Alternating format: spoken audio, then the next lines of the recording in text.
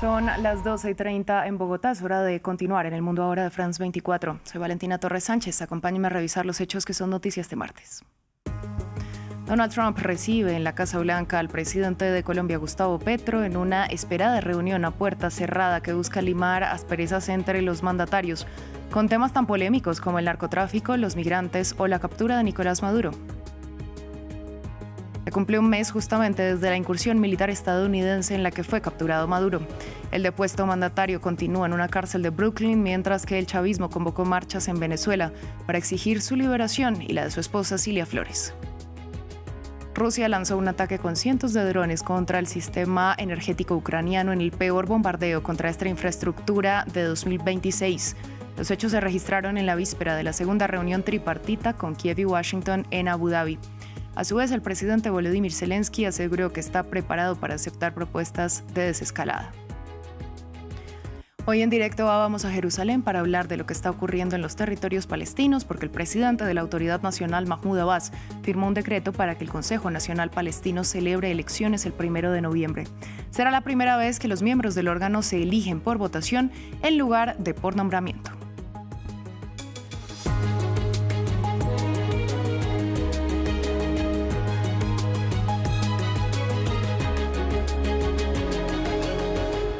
Abrimos en la Casa Blanca porque Donald Trump recibe a su homólogo colombiano Gustavo Petro en una reunión que genera expectativa, pero que se produce a puerta cerrada en medio de los esfuerzos de negociación y de relajar las tensiones entre ambos mandatarios, que han enfrentado posturas en temas tan variados como la captura de Nicolás Maduro, los migrantes y sobre todo el narcotráfico. En la cita, que tiene como epicentro la oficina Oval, participan el vicepresidente J.D. Vance y el secretario de Estado Marco Rubio. Las primeras imágenes del encuentro fueron compartidas por la Presidencia de Colombia. La reunión de este martes en Washington llega tras múltiples desavenencias desde el regreso de Donald Trump a la Casa Blanca y una serie de agresiones verbales entre los dos mandatarios. El punto central de los diálogos estaría en la cooperación entre Estados Unidos y Colombia con respecto al tráfico de drogas. Pero ¿cómo han transcurrido las relaciones entre Washington y Bogotá en esta materia? Diego Bassani nos lo cuenta en el siguiente informe. Washington y Bogotá llevan colaborando activamente en materia de defensa e inteligencia desde el inicio del siglo. En el 2000, los presidentes Andrés Pastrana y Bill Clinton firmaron el denominado Plan Colombia, una estrategia que tenía el objetivo de frenar el tráfico de narcóticos y que supuso inversiones por $9.600 millones por parte de Estados Unidos durante 15 años, según cifras del Departamento Nacional de Planeación de Colombia. Primero, que el Plan Colombia es un plan para combatir el narcotráfico. Es un plan que está dedicado fundamentalmente a acabar y a combatir ese enemigo común, reitero, que es el narcotráfico. Y es bueno aclarar que el 75% del Plan Colombia, 75% va a inversión social. Un convenio que se profundizó durante los 8 años de mandato de Álvaro Uribe Vélez, quien llevó a cabo una gran ofensiva militar en contra de los grupos guerrilleros, enmarcada en su denominado Plan de Seguridad Democrática. Aquí lo que hay que hablar claramente es que en Colombia hay una determinación popular y gubernamental de acabar el terrorismo. No hay aguas tibias frente a eso. Hay que devolverle al pueblo colombiano la posibilidad de vivir en paz. Hay toda la determinación y la ayuda de los Estados Unidos es muy importante. Posteriormente, un cambio de perspectiva se llevó a cabo cuando el presidente Juan Manuel Santos firmó un acuerdo de paz con la guerrilla FARC-EP, un pacto que implicó el redireccionamiento de buena parte de los recursos enviados por Washington. Y así como Estados Unidos ha sido el socio de Colombia en tiempos de guerra, le indiqué al presidente Santos, seremos su socio en la construcción de la paz. Así que hoy estoy orgulloso de anunciar un nuevo marco para el próximo capítulo de nuestra asociación y lo vamos a llamar Paz Colombia. Peace Colombia, Paz Colombia. Sin embargo, según las mediciones de entidades internacionales, a lo largo de la última década se ha presentado un crecimiento significativo de los cultivos de coca en Colombia, un hecho que, sumado a la perspectiva de priorizar la sustitución voluntaria de cultivos por encima de la aspersión aérea del gobierno de Gustavo Petro y de las críticas del mandatario colombiano contra las operaciones de las tropas de Washington en el Caribe, derivó en la decisión de la administración de Donald Trump de desertificar a Colombia como país que lucha contra las drogas. Venezuela y Estados Unidos continúan trabajando para reanudar gradualmente las relaciones bilaterales mientras se cumple un mes desde la operación militar estadounidense que dio como resultado la captura y extracción del depuesto presidente venezolano Nicolás Maduro. Él y su esposa están detenidos en Nueva York, donde enfrentan cargos de narcotráfico. En Venezuela, el gobierno encargado pide la liberación de Maduro y hoy el chavismo convocó marchas para llamar a la excarcelación del depuesto mandatario. ¿Cómo ha vivido Venezuela este primer mes sin Maduro? Los detalles los tiene Samuel Salgado Castro. Hace un mes, el 3 de enero, Caracas estaba siendo bombardeada por Estados Unidos. Una operación militar ordenada por Donald Trump cambió el rumbo de Venezuela.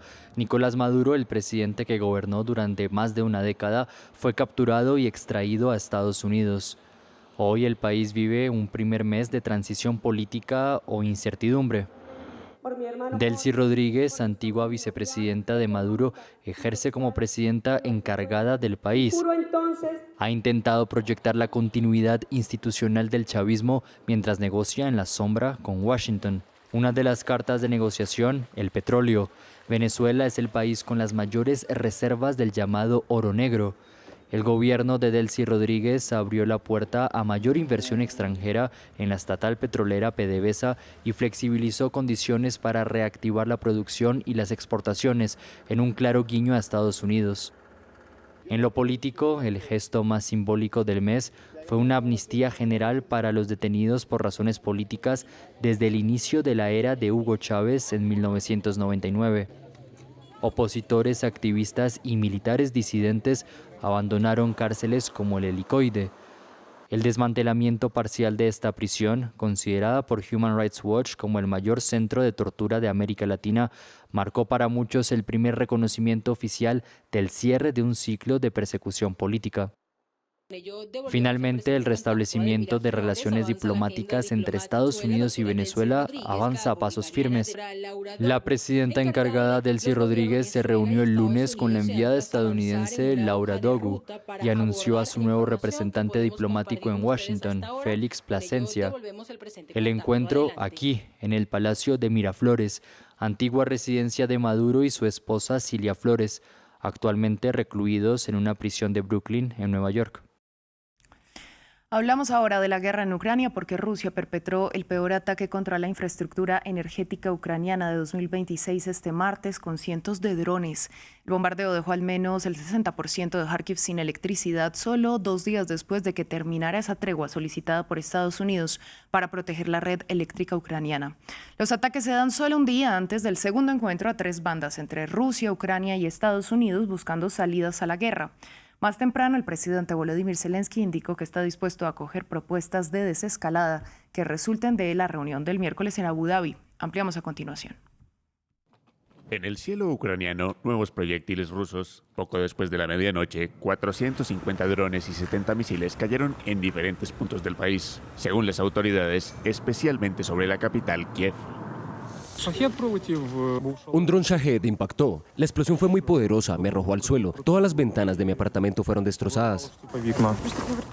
Vi llamas y luego las ventanas explotaron. Afortunadamente mi ventana resistió, pero todas las de mis vecinos fueron completamente destruidas. Fue muy aterrador. Casi no queda ningún edificio aquí. Todo está destruido.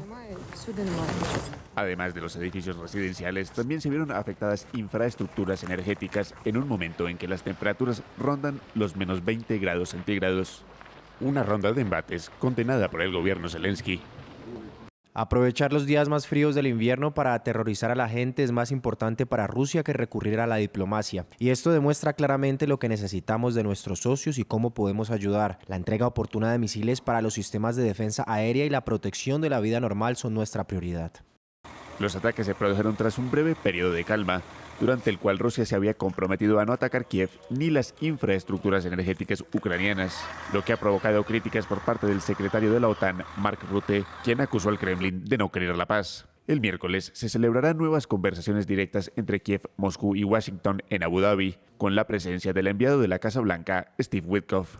Tras la reapertura del paso fronterizo de Rafah este lunes, el tránsito de personas ha regresado a cuentagotas. La Organización Mundial de la Salud informó que 5 pacientes lograron ser trasladados desde la Franja de Gaza a Egipto para continuar con sus tratamientos médicos.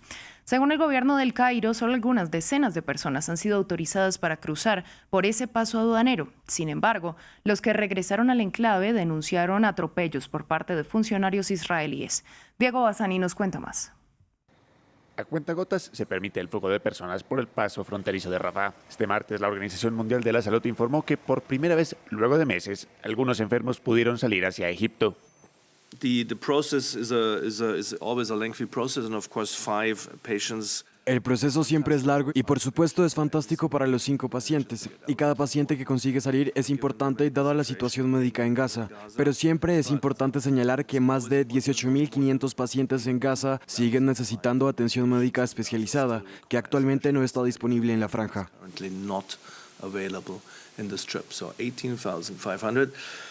A su vez, las autoridades israelíes admitieron el regreso al enclave palestino de varios pacientes que realizaron diligencias médicas al otro lado de la frontera y de ciudadanos palestinos que permanecían en Egipto esperando por la reapertura del cruce aduanero. Sin embargo, varios gazatíes que retornaron denunciaron maltratos por parte de los funcionarios del gobierno de Israel. La situación era muy difícil y había controles por todas partes. Registraban todas nuestras pertenencias, sobre todo en el puesto de control del ejército israelí, y nos enfrentamos a muchas dificultades. Revisaban las bolsas y luego nos las devolvían, y nos registraron en varios lugares, no solo 1 o 2 veces. Todo está prohibido, comida, agua, perfumes, no se permite introducir nada en Gaza. Ni siquiera hemos podido llevarles ningún regalo a nuestros hijos.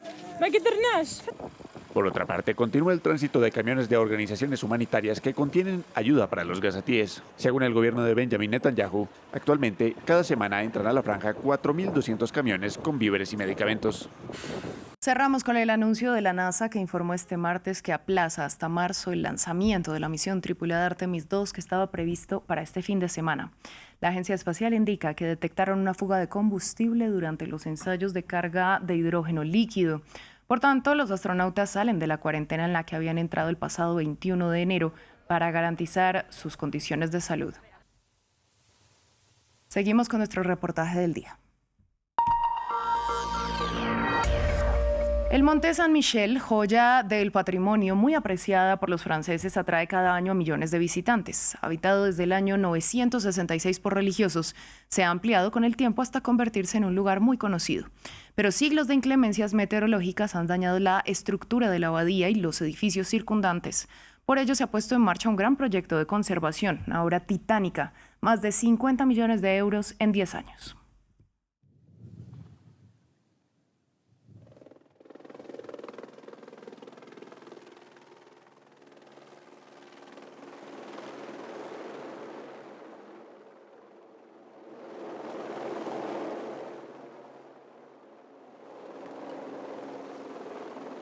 Comment les choses montent ici. On a 80 mètres de hauteur. Continuamos con Directo A. Hoy en Directo A vamos a Jerusalén, donde conectamos con Yanira Gómez Muñoz, corresponsal para Israel y los territorios palestinos. Yanira, buenas tardes. Empecemos hablando de ese anuncio de Mahmoud Abbas de convocar elecciones para el Consejo Nacional Palestino. ¿Cuál es la importancia de este proceso?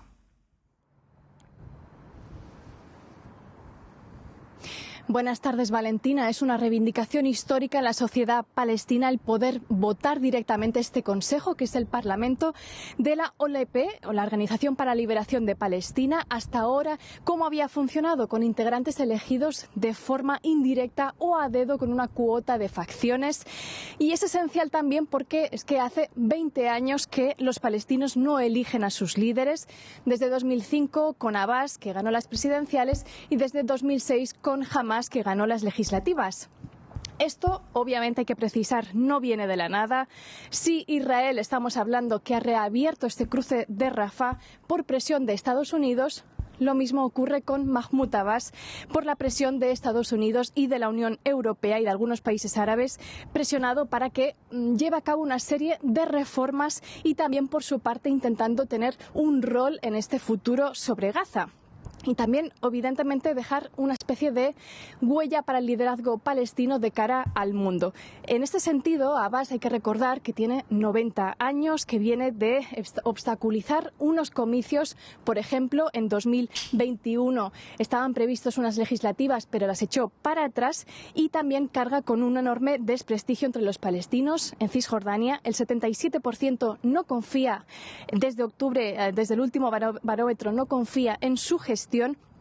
pero en esta línea, como decía, de intentar acontentar a Washington, a la Unión Europea, ha seguido una serie de reformas. Entre ellas, por ejemplo, tendremos aquí elecciones locales en abril, y lo que ha hecho Abbas es modificar por decreto la ley electoral para que los candidatos se comprometan por escrito a comprometerse al programa político de la OLP que excluye a Hamas y la Yihad Islámica Palestina. Esto tampoco no va a ser fácil. Hay que tener en cuenta que la convocatoria dice que se votará para noviembre del 1 de noviembre, donde sea posible en territorio palestino y la diáspora. Hablamos de millones de palestinos refugiados en el mundo, y a la vez también hay que tener en cuenta que Israel rechaza unas urnas aquí en Jerusalén Este. Esto es lo que pasó en 2021. Y por eso Abbas alegó que frenaba esas legislativas, y en este mismo sentido con los de la diáspora hay que tener en cuenta que muchos necesitan un registro y que tampoco tienen identificación de la Autoridad Nacional Palestina, que también lidera Mahmoud Abbas. Pues sin duda un proceso que tendrá muchos desafíos, Yanira. Nosotros vamos a cambiar de tema porque este lunes se cumplió la primera jornada de esa reapertura del paso de Rafah. Y se dio en medio de denuncias, primero por el lento cruce de los palestinos, pero también hubo denuncias de agresiones. ¿Qué pasó en esa jornada inicial y qué sabemos de hoy martes?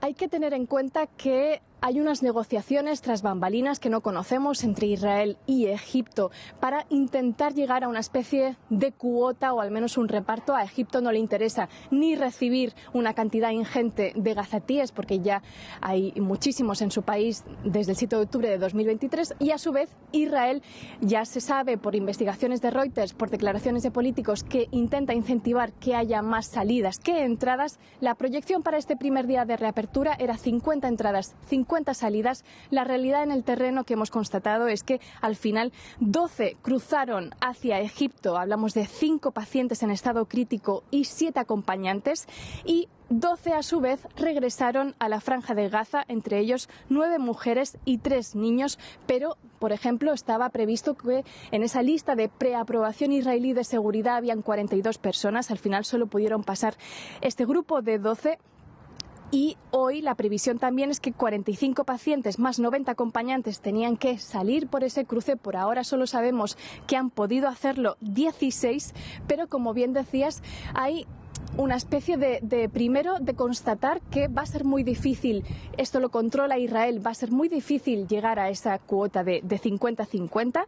No hay ninguna explicación por parte de Israel, tampoco ha habido ningún retraso no ha habido ninguna presión por parte de Washington en este marco de acuerdo de Donald Trump respecto a Israel, de por qué está tan lento este proceso, por qué los controles son tan estrictos. Y como bien decías, el primer día ya hemos recibido esos abusos de este grupo de 12 personas, de mujeres y niños, que han entrado en Gaza. Aquí constatamos a diario en los checkpoints múltiples maltratos y abusos en Cisjordania ocupada, y era previsible o se proyectaba que pudiese ocurrir lo mismo, especialmente para Gaza. Lo que han relatado estas personas que es que han sido horas de espera, interrogatorios en múltiples pasos del proceso, incluso con amenazas de ser detenidas o motivándolas a participar como espías informantes de Israel. Fueron vendadas y maniatadas en este proceso de interrogatorio, y también han explicado que Israel solo les permitió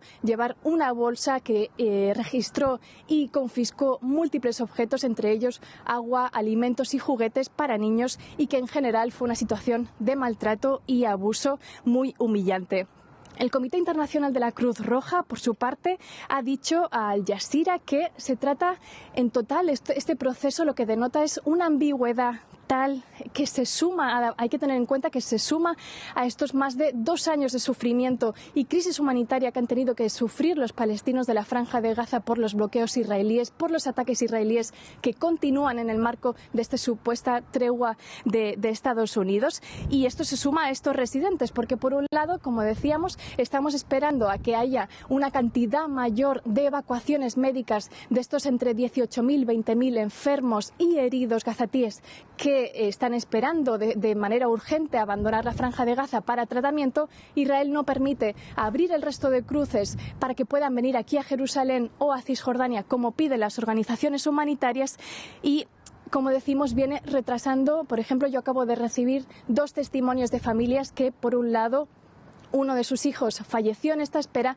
y la otra persona está en estado crítico y necesita salir de forma urgente de Franja. Pues Yanira, muchas gracias por toda esta ampliación. Estamos muy pendientes de lo que ocurra allí. Nosotros así cerramos este bloque informativo, pero quédense con nosotros. Volvemos en minutos.